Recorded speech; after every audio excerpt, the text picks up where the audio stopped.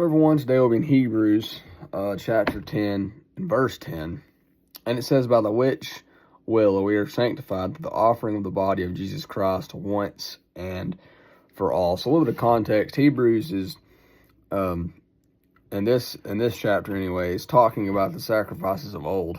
They had to do the blood sacrifices of different animals and things like that, and then comparing it to the sacrifice of Jesus Christ and how that he was the perfect sacrifice. And this one is saying the part I wanted to focus on especially is once for all. This was a one and done thing. You know, back when blood sacrifices of animals were used, it was a once a year, every year.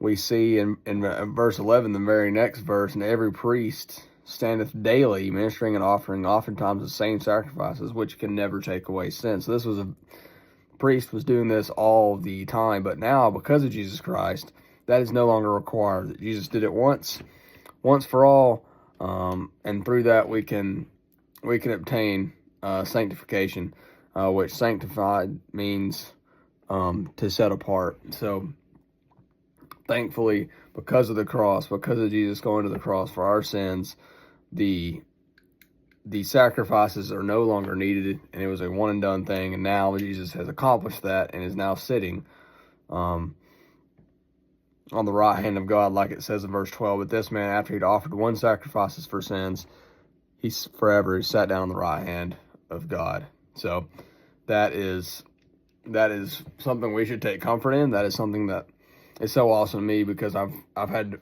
for my daily reading, I had to read through some of the Old Testament laws and regulations on all the different sacrifices and all the different ones and blah, blah, blah. And it's very difficult to keep up with. But now, because of Jesus, we no longer have to keep up with that. And instead, we just put our faith in Jesus Christ. And it's a much simpler process. And I'm very grateful for that. So I thank you for listening, and I'll see you next time.